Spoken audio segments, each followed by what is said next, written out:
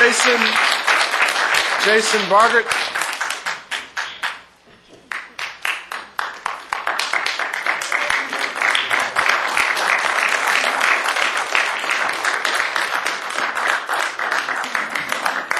Welcome, sir.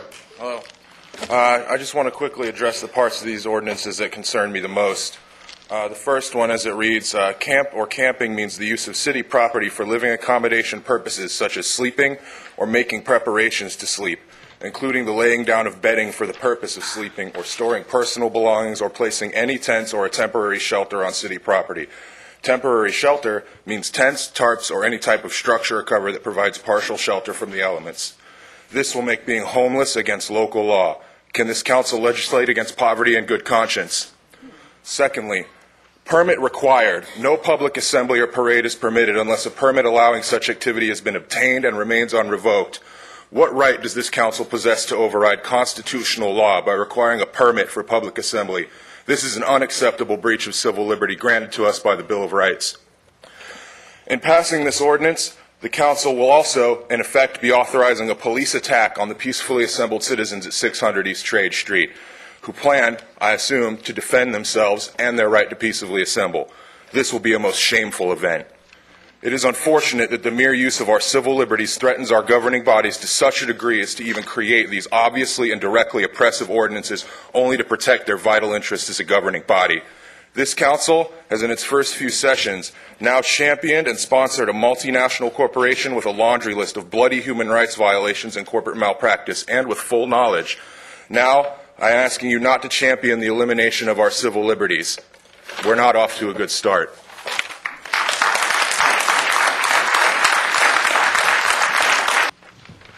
Welcome, sir. Thank you.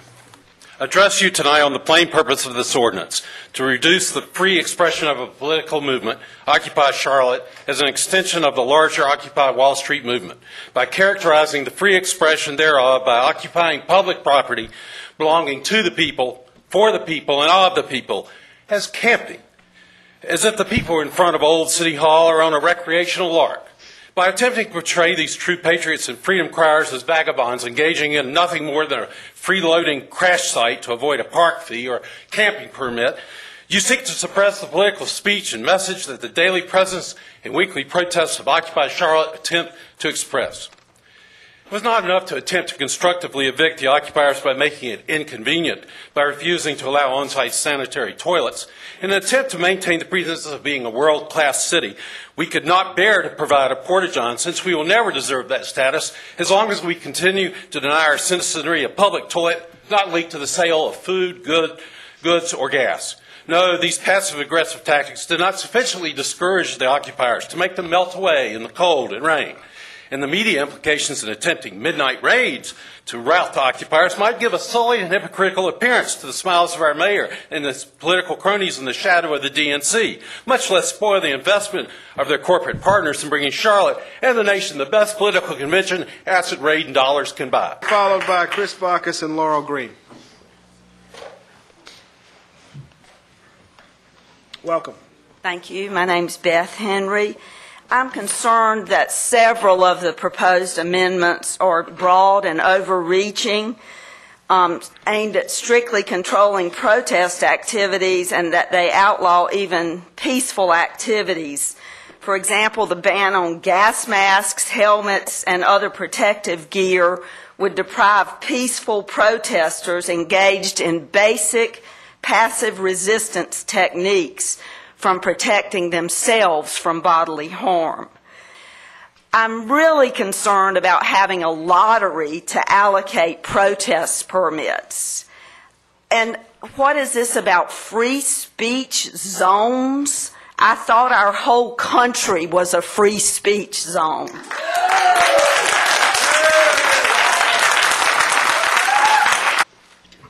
Welcome, sir. All right, so I've heard a lot of you talk about this as a DNC-related ordinance, except I'm looking through, I've read this multiple times, this ordinance, and I don't see the words DNC anywhere. I don't know if my Where's Waldo skills are up to par as they used to be, but I don't see it anywhere. And what I want to know is when I read this ordinance, there's not one reference to it. I've heard many of you try to sell this ordinance to the public under the guise that it is necessary for the DNC. Most of the citizens I have talked to are under the impression that these changes would only be in effect during the time of the DNC. I don't see anything in this document that suggests these ordinances will only apply from September 3rd through 6th, 2012. If it is truly the case that you are concerned only with the DNC, then I would question why these rules don't just apply to the period in which the DNC will be here. It seems clear that not only will these rules be implemented 8 months ahead of the DNC, but that they will remain here as a permanent gift to the citizens of Charlotte. Long after those affiliated with or protesting the DNC have left our city, we will be left a gift from our city council and mayor that permanently modifies our abilities to express ourselves under the First Amendment. Guys, I know the holiday season is over, but I want to personally thank you for presenting the city with the gift that keeps on giving. I don't see why these ordinances could not simply have had an expiration date. Otherwise, I would invite you all to be more upfront and honest about what we're talking about here. There's already so much confusion as to how our lives will be affected by the coming convention. Most of us anticipate a massive influx of people. From what I understand, the DNC has reserved every public park in the city for the 3 weeks before, during, and after the DNC. Will our citizens be able to enjoy their daily walks and bike rides? Will they be able to take their family out for a picnic? I don't see why this is necessary. Do members of the DNC really love parks that much that they need to reserve them all? I didn't even know this was possible. If so, I would like to formally ask if I could reserve every park in the future. I'm wanting to throw a cookout, and I think there's a lot of people that will join, so you can talk to me later about who I can talk to. As far, I'm very concerned with something others have not talked about yet, is that some have, about backpacks, coolers, and scarves. I have a 3-year-old son that has accompanied me to many protests. I believe, as I hope you would, that we should raise our future generations to value the rights guaranteed to us by the First Amendment. I often carry toys and food for him in a backpack. I have seen others carry required medicine or pamphlets in their backpack. We have brought coolers before to provide water to our senior citizens on a hot day. On cold days, we wear scarves to keep warm. And yet, under the new ordinance, backpacks, coolers, and scarves are essentially barred from any protest. It amazes me that if I am walking down the street with my son wearing a backpack and scarf, it's okay. But as soon as I start to express myself, for instance, chanting against the DNC, police officers will legally be allowed to arrest me unless I remove my backpack and scarf. We are giving a great deal amount of power to the police to decide intent.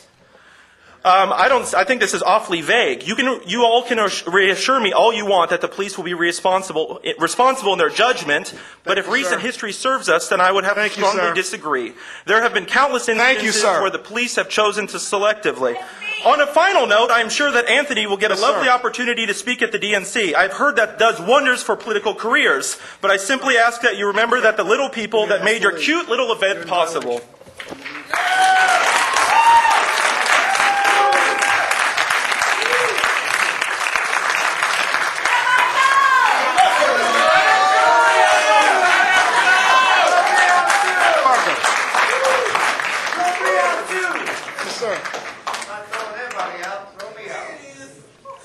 Mr. Barker.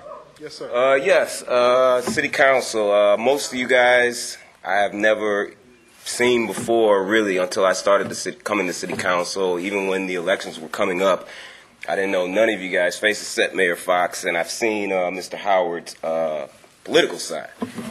So what I could really say, I'm going to make this real quick, is that now that I do know, and I think we need to start really concentrating on letting other people know. And that means everybody. And basically making sure everybody knows who these people are, what they're doing, and why we voted for them. That means you too, everybody. This is, for everybody up there, this is why people are intense. Perfect example.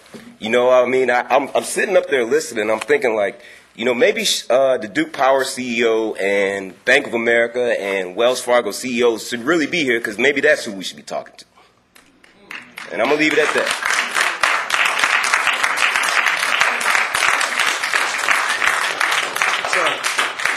So, Joseph Seymour. Joseph Seymour. Followed by Sean Mopin, and Bo Han.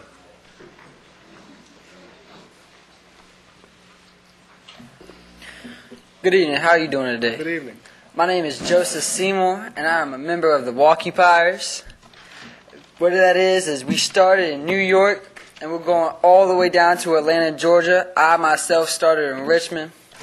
And I was asked to speak here today on behalf of the parades and festivals.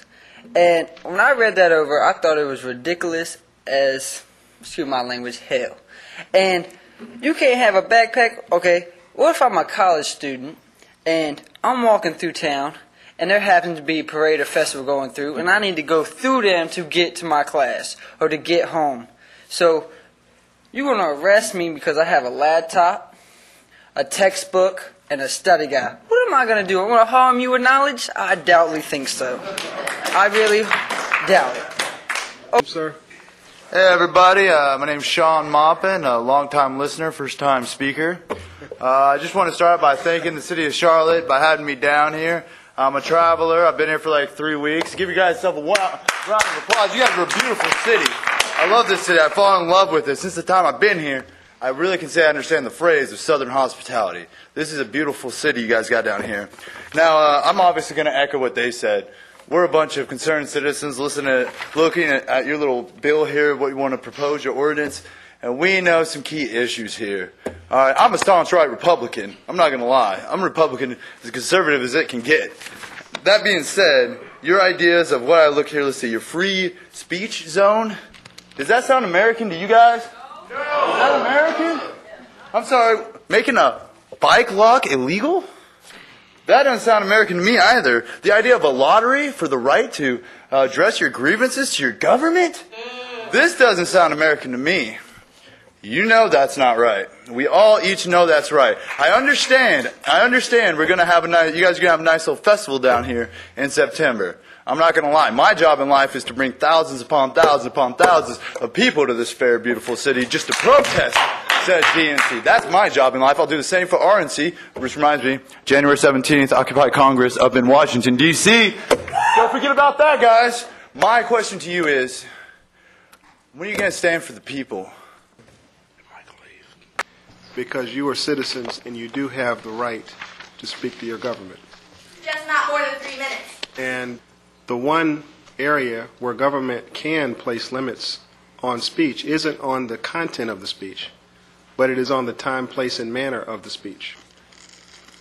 In addition to that, I've heard a lot of the comments that have been made. I've asked the city attorney to make copious notes of those comments as we've gone along, and I think he's got some responses to some of those comments. And I'm going to be taking a look at this ordinance based on some of the feedback we've gotten tonight in advance of our conversation on January 23rd. And so I want to appreciate the feedback you've given me because it helps me hopefully make a good decision as we approach on the 23rd. Bob. Thank you, Mayor. We too will be taking into consideration the comments that were made. All right. That really concludes the public hearing part of this. We obviously will have to take this up in a couple